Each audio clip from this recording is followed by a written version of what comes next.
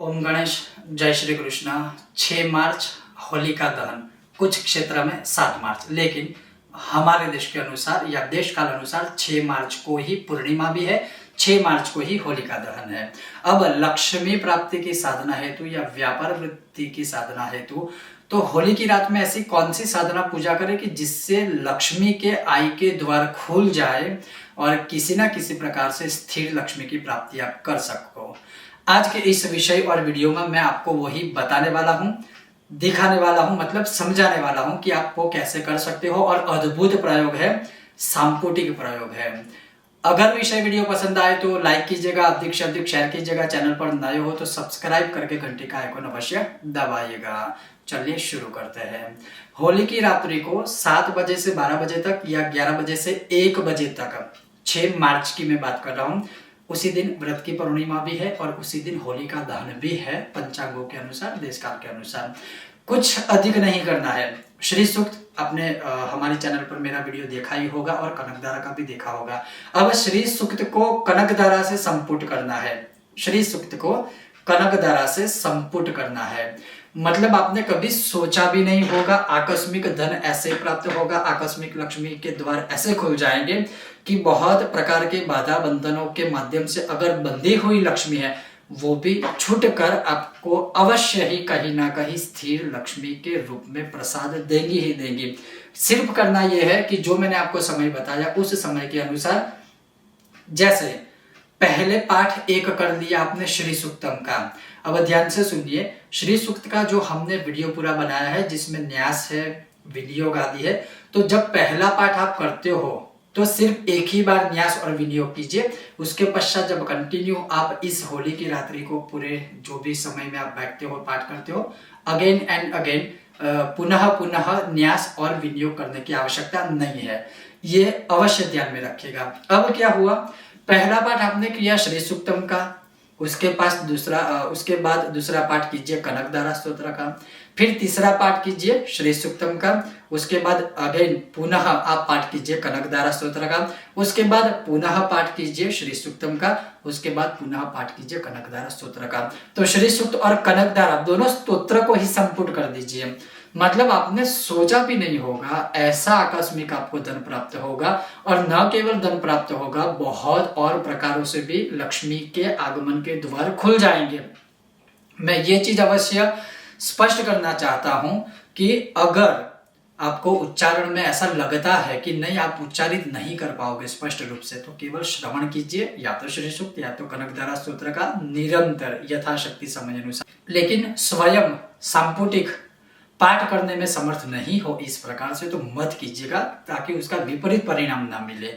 तो इस प्रकार से संपुटिक श्री सूक्तम, संपुटिक कनकधारा स्तोत्र के पाठ कर सकते हो। मान लीजिए कि आपने मानसिक संकल्प लिया 16 पाठ का, तो 16 पाठ में सबसे पहले जैसे श्री सूक्तम कनकधारा स्तोत्र, श्री सूक्तम कनकधारा स्तोत्र, उसी प्रकार से 16 पाठ की गिनती करके फिर मानसिक रूप से जो संकल्प लिया था धन प्राप्ति के लिए, उससे मुक्त करके आप उसको समाप्त कर सकते हो।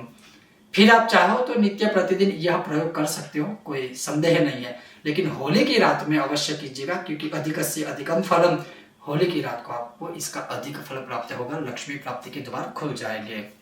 दूसरी साधना, दूसरा प्रयोग, केवल श्री सूक्त का पाठ कीजिए, केवल। और ये तो मतलब मैंने पूरी दुनिया के जितने भी विद्वान पंडित जी है, ब्राह्मण जी है, या जो भी इसका अनुभव कर चुके हैं श्री सूक्तम के पाठ का, निसंदेह श्री सूक्त के पाठ करने वाला इंसान ये कभी नहीं बोल सकता कि नहीं हमें फाइनेंशियल या आर्थिक रूप से तंगी है।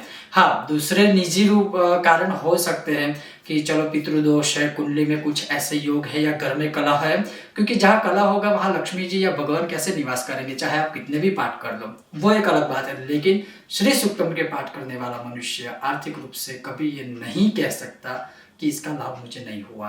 तो यथाशक्ति ही श्री सूक्त के पाठ कीजिए, यथाशक्ति। कोई मैं संख्या निश्चित नहीं कह रहा हूं, क्योंकि यहाँ समय की जो है अवधि वो मुख्य रूप से मायने रखती है, न कि केवल पाठ की संख्या। जैसे 7 से 12 बजे तक जितने भी श्री सूक्त हो आप कीजिए, या तो 11 से 1 बजे तक जितने श्री सूक्तम आप कर सकते हो श्री सूक्त के पाठ करते रहिए। तीसरा, केवल कनकधारा स्तोत्र के पाठ, सिर्फ कनकधारा स्तोत्र, ना श्री सूक्तम, ना संपुटिक, साधना केवल कनकधारा स्तोत्र, इससे आकस्मिक धन की प्राप्ति होती है। बहुत लोग मतलब मुझे प्रश्न पूछते हैं खास करके विदेशों में कि लॉटरी का नंबर दीजिए, लॉटरी लगेगी या नहीं लगेगी। तो मैं कभी ये सारी चीज़ें मतलब करता भी नहीं हूँ, ना आजीवन करूँगा, ना ही मैं उन लोगों को ऐसे कहता हूँ कुछ भी।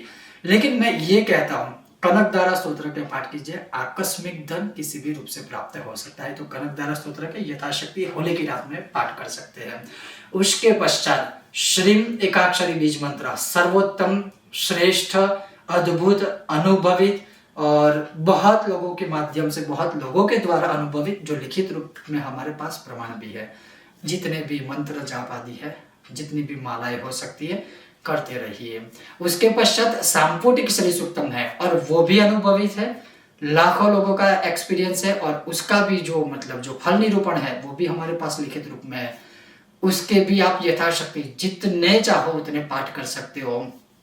और इन सारी चीजों को मान लीजिए करने के बाद एक अवश्य मैं मार्गदर्शन या आपको सजेशन दूंगा।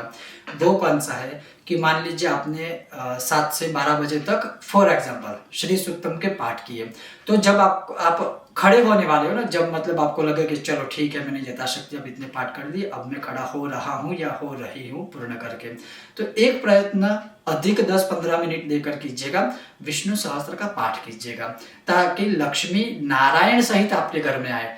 केवल लक्ष्मी जी आएंगे तो वो ज्यादा दिन तक नहीं रुकेंगे, क्योंकि लक्ष्मी सिर्फ नारायण जी की है, ना मेरी है ना आपकी है।